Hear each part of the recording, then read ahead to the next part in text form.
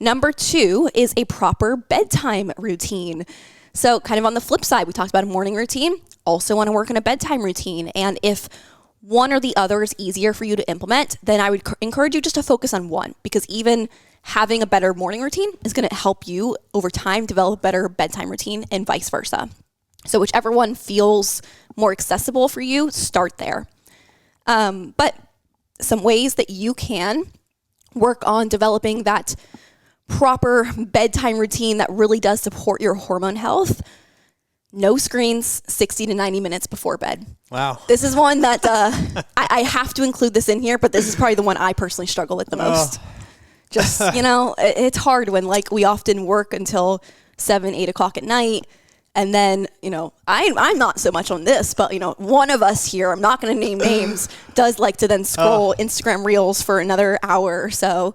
And I personally like to use my Kindle, which technically does fall under screen time. But I was just going to ask, do you think a Kindle is considered screen time? Yeah, well, it depends who you're asking. But I'm asking you. Then I'm going to say no. I turn the dimness at least as low as possible, but in a perfect world, probably would use a paper book instead of a Kindle at night before going to bed, just because you don't want all that light in your eyes. It does affect essentially your circadian rhythm. But that's the first one. Just getting that one out of the way there. Not saying we're perfect with all of these. But the second one here on my list that can actually really help if you are like me and you're not great about the first one on the list, this one can really benefit you, is to wear blue light blocking glasses at night.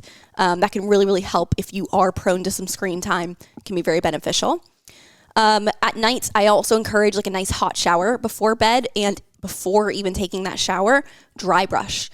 Dry brushing is something that it's one of those things that I don't do every single night, but I'll do it here and there, and it really is. You do it before you shower or after you shower? I do it before, yeah. Okay. And it really, it truly you feel more relaxed after you do it. You Really? can feel the difference on your nervous system. Oh, maybe I gotta steal your brush. Is that weird? Yeah, no, you can get your own brush. Why is that weird?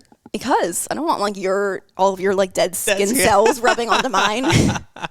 Babe, that's love. That's what people do. Yeah. No, you can buy your own all right. brush. Well, I got to try it first to see if I like it. Just a little bit. You can just get a cheap one. Okay. But yeah, so dry brushing before your shower at night can be really, really great for winding down. Creating a calming environment. So we've never really gotten that into essential oils, but I have clients and lots of different people and friends. Our chiropractor does. Yeah. So there's a lot of people who I've found really, really love using essential oils at night to help wind down. It's something I often recommend to clients as well. Within a calming environment, also just something as simple as dimming the lighting. If you have a way to, whether it's switching out your lamps for the type of lamps on your bedside table that you can actually dim, a sunset kind of lamp is what we use. That kind of thing is super, super beneficial, and it's so simple and easy. So it can really make a big difference in your just experience of going to bed.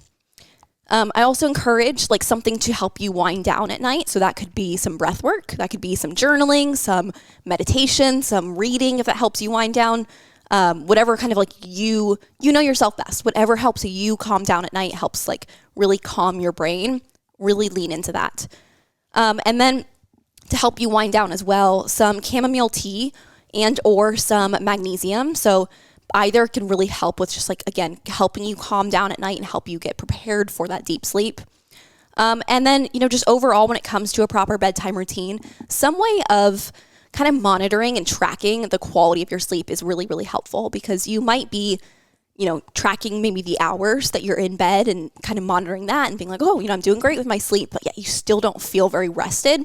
If you get something like an Oura ring, so, I've worn an Oura ring for a few years now, and I still regularly look at the data that it collects for me, and it's super, super helpful to kind of collect this unbiased form of data of how I'm doing with my sleep and be able to see how different things are affecting me. So Omar had kind of mentioned one at the beginning of this episode where I just literally as of a week or two ago started playing with using castor oil liver packs.